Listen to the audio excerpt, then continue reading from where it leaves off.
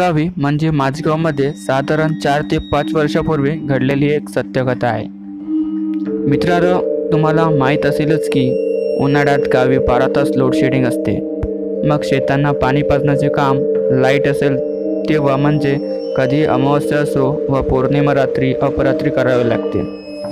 अगदी मीही काही वेळा पूर्ण रात जागलो आहे. अशाच एका अमावस्येच्या रात्री आमच्या शेजारील पाटील काका यांच्या मोठ्या भावांसोबत ऊसाच्या शेतात पाणी पाजण्यास गेले. काकांचे शेत डोंगराच्या अगदी जवळच होते. काकांनी सर्व सरींना समान पाणी सोडले. सर्व सरी भरण्यास वेळ लागणार होता. मग त्यांनी शेतातच रिकाम्या जागेत एक शेड तयार करून तिथे खाट ठेवली होती. तिथे ते दोघेही झोपले. आता मध्यरात्र झाली होती. तेवढ्यात काकांना अचानक कोणीतरी हलवले. पाहतात तर काय, तो त्यांचा खास मित्र होता. तोच चेहरा, तोच आवाज, तीच शरीरयष्टी तो काकांना जागी करत होता. काका उठल्यावर म्हणाला, पाटला झोपलास, काही काम नाही का? काका म्हणाले, अरे सर्व सरींना पाणी सोडले, वेळ लागेल म्हणून झोपलो थोडा वेळ. पण तू इथे काय करतोयस? तो, अरे तुझ्याकडेच आलो आहे. जनावरांच्या सपडासाठी एक सागाचे लाकूड हवे होते. दिवसा डोंगरात वन रक्षत असतो.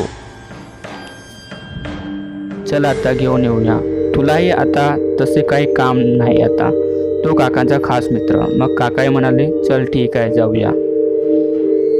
मित्रांनो, अशा वेळी मनुष्य कसलीही शहानिशा विचार करीत नाही. कदाचित त्या वाईट शक्तींचा प्रभाव पडत असावा.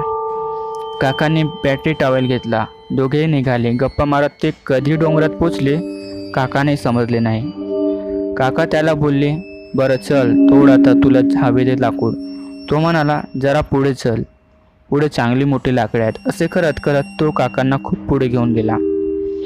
आता कसे काय माहीत, काकांचे नशीब म्हणा किंवा देवाची कृपा, काकांना काहीतरी विचित्र वाटायला लागला होता. त्यांना दरदरून घाम फुटला होता. अचानक ते जागेवर थांबले आणि त्या मित्राला म्हणाले, कोण आहेस तू? कुठून येतोस मला? आता तो मित्रही थांबला. पण आता त्याचा आवाज बदलला होता. आता तो काकांचा मित्र नव्हता. त्याला काकांना त्याच्या एरियात न्यायचे होते, पण काका शुद्धीवर आले होते. तो काकाला म्हणाला, वाचलास तू, आणि क्षणार्धात गायब झाला. त्याचा तो अवतार पाहून काका खूप घाबरले आणि काट्याकुट्यातून जीव मुठीत घेऊन पडत आपल्या भावाजवळ येऊन झोपले. सकाळी त्यांची हालत खूपच खराब झाली होती. त्यांना शेतातून बैलगाड्यातून घरी आणावे लागले. तब्बल 6 महिने ते हॉस्पिटलमध्ये होते. आता ते ठीक झाले आहेत. त्यांची शेतात ठिबक बसवले आहे. ते आता रात्री शेतात जात नाहीत. तो प्रसंग सांगताना आजही त्यांचे हातपाय थरथरतात. मित्रांनो, तुम्हाला ही गोष्ट आवडली असल्यास नक्की लाईक, कमेंट, शेअर आणि चॅनलला सबस्क्राईब करायचे विसरू नका. धन्यवाद.